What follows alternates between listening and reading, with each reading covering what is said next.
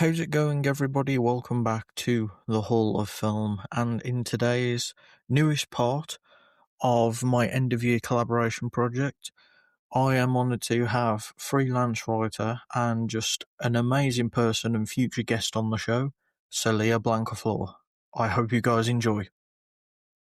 Hi, my name is Saleah Blancaflor, and I am a freelance writer. You can find me on pretty much every social media platform. I'm most active on Instagram, LinkedIn, Twitter, and I guess most relevant to this, you can find me on Letterboxd. And my handle for that is Saleah. So if you want to keep up with what movies I'm watching, you can follow me there.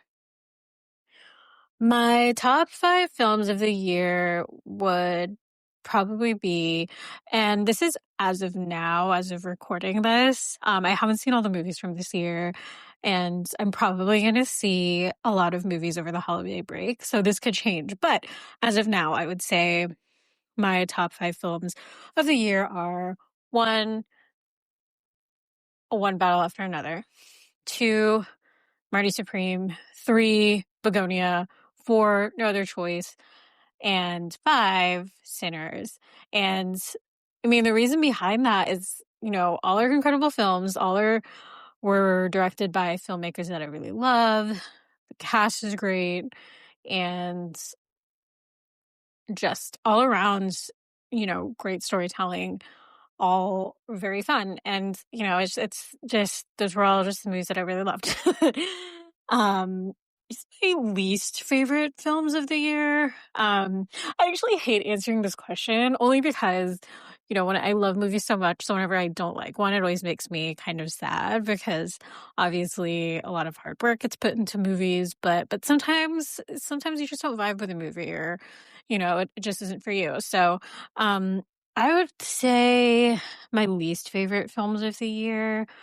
I was not a huge fan of Him, which was the football, sports horror film.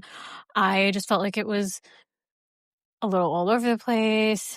Didn't really have a clear story, where it was going. And it just wasn't very scary. I will say though, I did think that Marlon Wayans was really great in it. I do actually I thought he was maybe the strongest point of the movie, but aside from that, just kind of falls apart, honestly. And for a movie that really wasn't that long, it felt like it was, you know, really long. But another movie I didn't really love is Eddington. Sorry, Ari Aster. I'm a huge fan of Hereditary and Midsommar. But this just didn't vibe with me. I will say though, I did think I think there's parts of the movie that are really strong. I think all the performances are really good. I think Joaquin Phoenix is great. I think Pedro Pascal is great. Emma Stone, incredible in everything. Austin Butler. I think the cast is all very good. I just felt like the movie, I think the first half of it was actually very solid. It has some very funny moments, but I just think the second half, I think the movie just gets too long. It kind of falls apart in the end.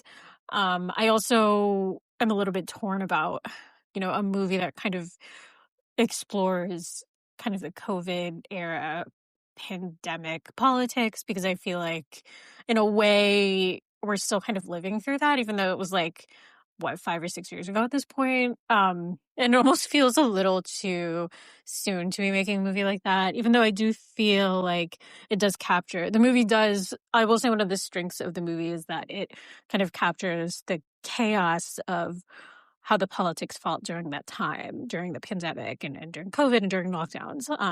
But yeah, it just kind of feels like it could have been shorter. It could have been much shorter. I feel like it could have been 20, 30 minutes shorter. And could have had a stronger second half, because I feel like it has so much potential, but in the end it just kind of fell flat for me. I think by the end of the movie, I just kind of was like, when is this over? When are we going to be done with this? But yeah, I would also say I wasn't that huge of a fan of the new I Know What You Did Last Summer. I didn't hate it per se, but I just think, as someone who really, really loved the franchise, when I was younger, when I was a teen, I just kind of feel like maybe it wasn't a necessary. I don't know. I don't want to spoil the movie for people who haven't seen it. I just didn't love the twist. I just have some really actually pretty great moments in the middle, but I just think overall I just didn't love how the movie ended, and I think by the end of it, I just was thinking to myself, like, was this a necessary movie? Even though I think the cast is really great, I just didn't love it. I just didn't love it. Um, I think my biggest disappointment of the year, kind of along the lines of least favorite movies. I mean, I think I had, my expectations for, I mentioned him as one of my like least favorite movies. I think I had higher expectations for that than I thought. Just because I really loved the idea of a sports horror movie. And I think, I'd love to see one that's like that's, maybe fleshed out better, is more, actually scarier. Because I think it did have potential, but that's one I think was let down. And given that it was, produced by Jordan Peele, it was a little bit, kind of a little bit disappointed. Since I feel like he usually, picks really great projects to produce. Um, I say what the most pleasant shock of the year for me, um, I would have to say I was really surprised by, and this came out a lot earlier in the year, but that kind of I think they were promoting it as a like rom-com slasher, but I actually really enjoyed Heart Eyes more than I thought I would. I think when I saw the trailer, I was like, this looks super cheesy. And when I saw it, I actually thought it was, it's not like a movie that I would be like, "Oh, this is, great. This is the best movie of the year." But it was actually very fun. I thought it was very sweet. I loved how it was kind of a combination of, a rom-com, a slasher. I thought the leads were, very charming. And it was really fun. And it's also very short. It's not, long. It just is like quick and light.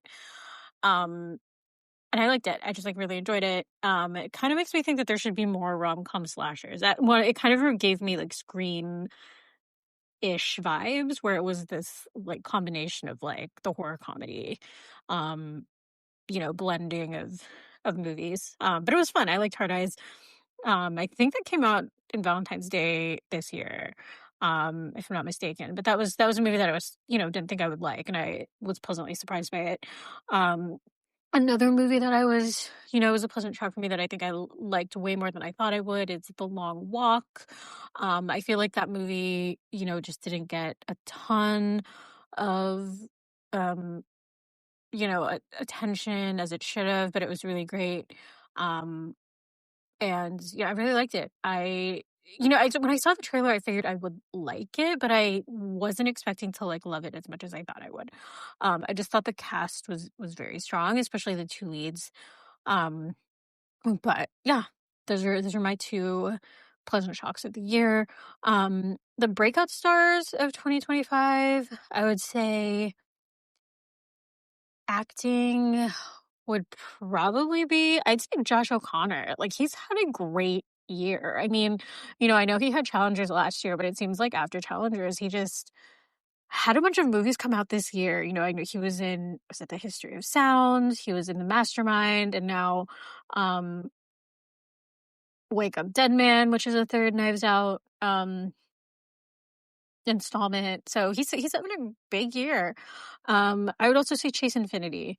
I know that One Battle After Another was her first movie, or at least her first big movie, and so it's been really great seeing all the praise that she's been getting for that movie because she's incredible in it. And I would say another um actor or actress I would say is Odessa Azion, who is in Marty Supreme. She is also in I Love LA, which is a show on HBO Max, and she is great. I thought she was great in Marty Supreme. And I actually hope that she kind of is taken more seriously in the Best Supporting Actress category, kind of like heading into award season, because even though Timothy Chalamet, I feel like is the big focus of that movie, I feel like she has a very strong supporting role in it, and I thought she was really great. So if no one watched a film this year, what would I recommend? Oh, that is a good question. I feel like I would probably recommend like, in terms of movies that I feel like are more accessible, like, that would be enjoyed or accessible to, like, a mainstream crowd, I think I would say Marty Supreme, just because I think everybody knows who Timothy Chalamet is, and it's just overall, like, a really fun movie.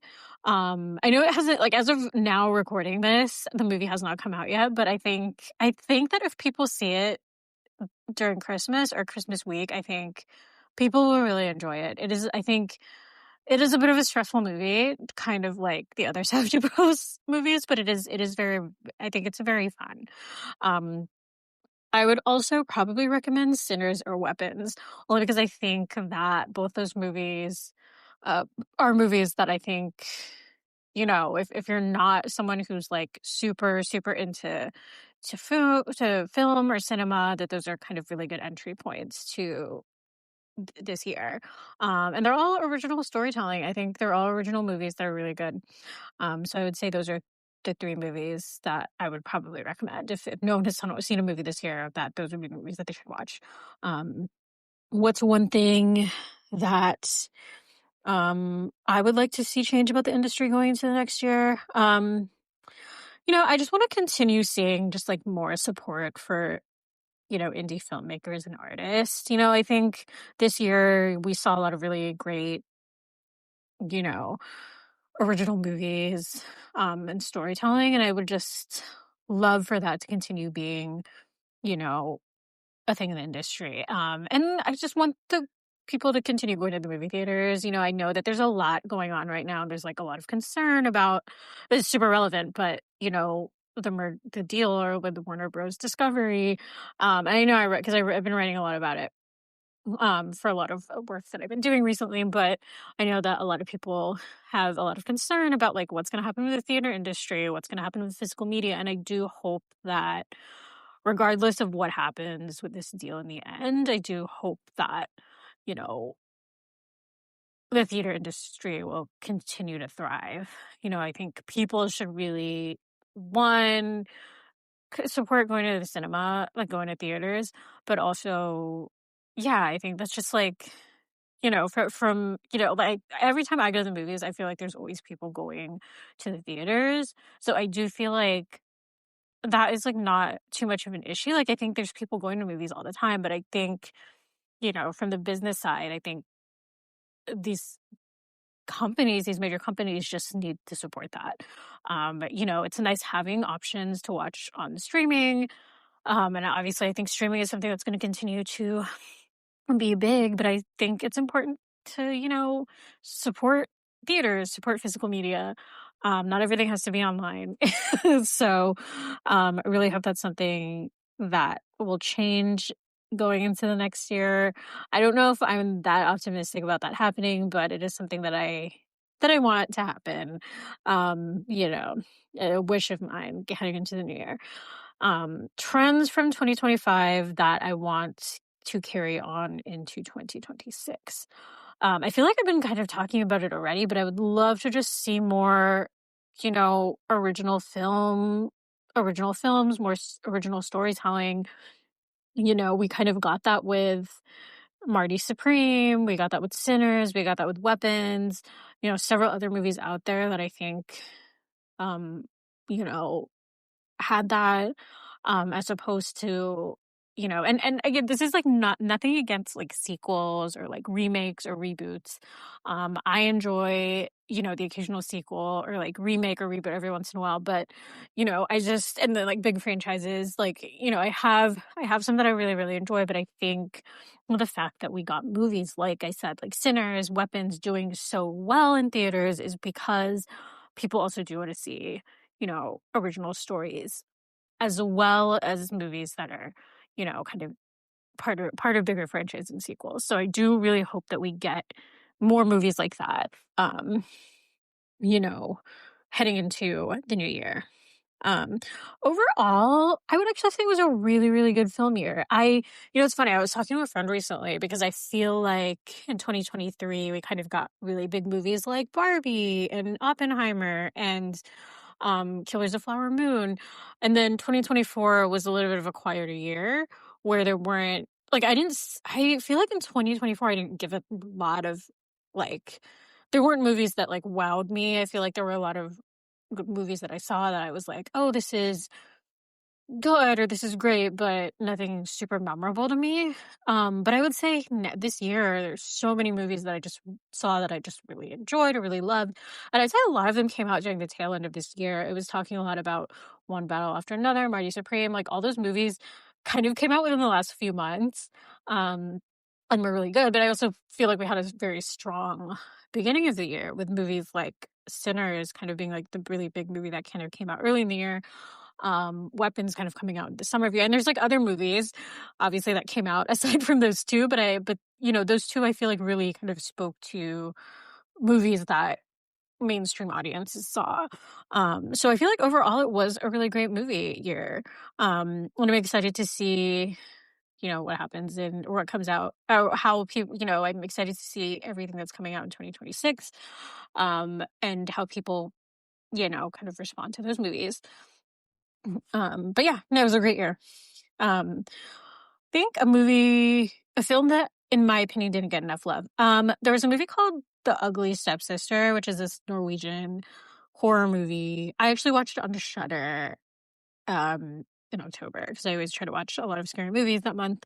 Um, and I was pleasantly surprised by it. I actually didn't realize it had come out this year, but it's basically kind of a reimagining or like a retelling of Cinderella, but from the perspective of one of the stepsisters. And um it's just like interesting because one, I think the perspective of that movie was just very interesting. I also really love fairy tales. So like whenever something gets retold in a way that's kind of horror or in a kind of a gothic, like scary way, I think, well, that's really interesting. And that's kind of making me realize I think one thing I would love to see is like more horror fairy tales. Um and that was one that I thought was really interesting. And if you're a fan of body horror, which I am, um, there was a lot of really gross and like gnarly body horror that I actually think was like really good. And actually, you know, I feel like I'm not super phased by a lot of horror because I love horror so much. But this was one movie where I was like, I actually felt like I had to look away a few times just because some parts got a little bit, you know, got to be like kind of a lot, but it was really good. I think that's one movie that, didn't get enough love, and maybe because people didn't know about it, but if people like, I think people should go see it. And I will say, I think I mentioned this earlier, but I do actually think that The Long Walk, didn't get enough love either. I don't know if it just came out during, like, a really weird time. It kind of came out during that September period where I think, like, Weapons was kind of, like, the big release, kind of in the summer, end of the summer, and I think maybe Weapons just doing so well maybe overshadowed it a little bit. Um, and it is, I will say, Weapons is like I mean, sorry, The Long Walk is a little bit of like a bleak movie, so it's a little bit hard to watch in theaters, but the performances are so good.